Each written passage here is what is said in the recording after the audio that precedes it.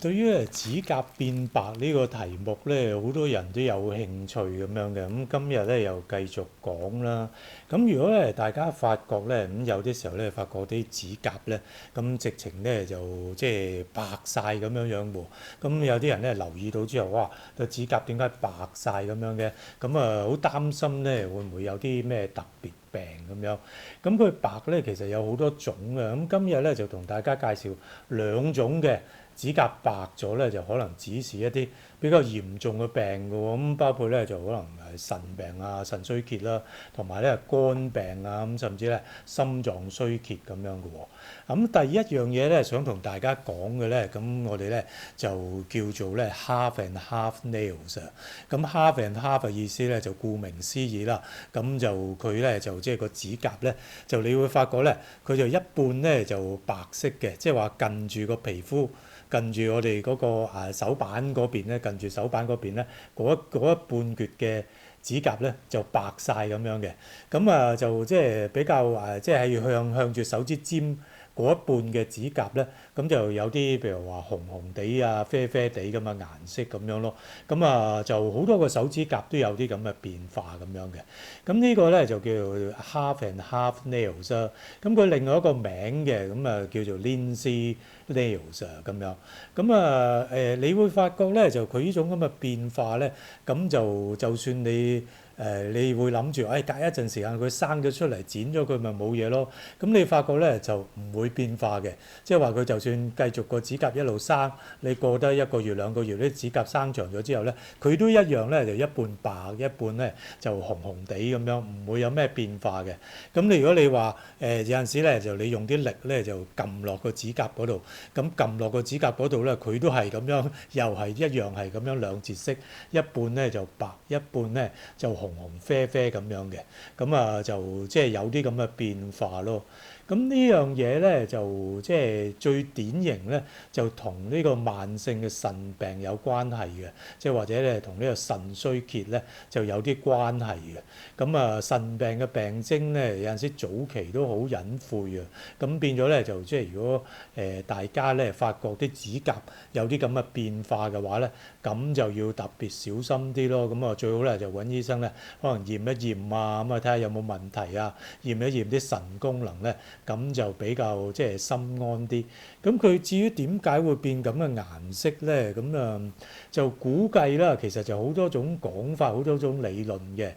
大部分啲醫生咧就會覺得就話佢白咗嗰個部分咧，就因為咧嗰個即係指甲嗰度咧，指甲下低個甲床嗰個位置咧，即係指甲下低嗰啲肉嗰啲位置咧，嗰啲肉裡面咧，平時我哋睇到個指甲透明噶嘛，我哋睇到個甲床係粉紅色噶嘛，咁樣就即係唔知點解啦，唔知係咪腎病咧？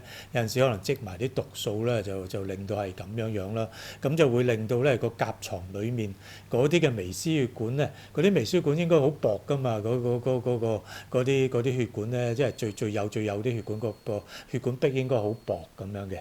但係咧就唔知點解咧，就可能啲腎病嘅人咧，嗰啲微絲血管咧，嗰啲血管壁咧就厚咗啊。厚咗嘅話咧，就即係當然你即係厚咗嘅話，你啲血咧少咗血經過咯，因為血管咧收窄咗啊嘛。啲少咗血經過咧，睇落咪好似白白地色咯。另一個原因咧，我哋發覺咧就即係喺有呢啲咁嘅 half and half nail 或者 Lindsay nail 嘅人，即係個甲床裏頭咧，個甲床即係個手指頭嗰度下低嗰忽肉咧，甲床下低嗰啲肉咧，就發覺嗰啲即係啲連接組織啊，啲 connective tissue 咧，好似又係變厚咗咁樣嘅。多咗啲連接組織咧，又係咧就會夾住嗰啲微絲血管咧，令到咧少啲血經過咧，變咗咧就即係個指甲有一半咧就好似白白地色咁樣。至於出邊嗰個深色咗，好似紅紅啡啡地嗰個咧，有啲人就估計唔知係咪腎病咧積埋啲毒素咧，令到嗰個出邊嗰半個甲咧就積埋啲色素喺度咧，就變咗好似紅紅地啊，即係有啲啡啡地色咁樣咯。呢個係即係一種而家最常見嘅即係大家都接受嘅一種講法咯。就佢咧就有時咧就除咗話腎病之外咧，佢有啲人咧就譬如話糖尿病咧都有關聯嘅。不過糖尿咧就有陣時糖尿又影響到腎臟嗰啲血管，最終引起腎衰竭㗎嘛。可能其實都係有關聯咁樣噶啦。咁總之咧就如果凡真有啲咁嘅 half and half nail，一半白咗，一半咧就有啲紅紅地，咁好多個指甲都係咁樣嘅話咧，咁啊最好咧就睇醫生去 check 一 check 咯。咁嗱呢種咁嘅變化咧有個 variant 嘅，即係有種類似差唔多咁嘅變化，咁但係就唔係 Lindsay nail 或者唔係 half and half nail 嘅。咁就喺呢一種咧就有個唔同嘅名啦。咁即係叫做 Terry's nail 啊。Terry's nail 就有一個叫 Terry 嘅醫生咧就發現有呢個問題咁樣樣咯。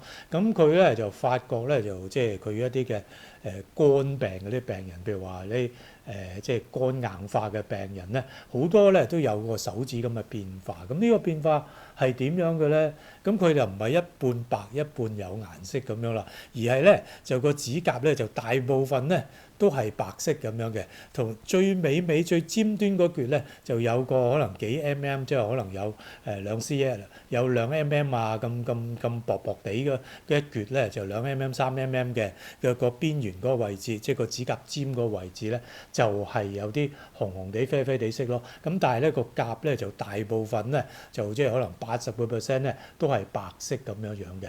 咁呢個咧就叫 Terry's nail 啦。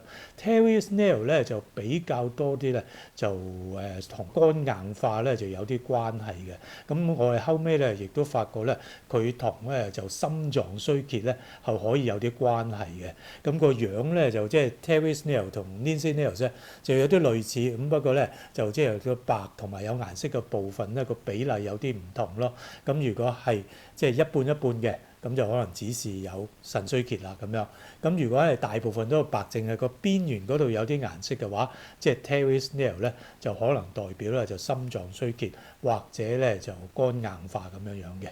咁當然啦，你問我嘅話咧，我睇落去咧其實都幾難判斷係嘛？點樣為之啊？即係一半半咧？咁點樣為之啊？即係大部分咧咁樣樣，咁亦都唔會話純粹係靠晒個指甲嚟去判斷有呢啲比較嚴重嘅病啦。咁你一定會驗血啊、驗小便啊、各樣其他嘢噶嘛。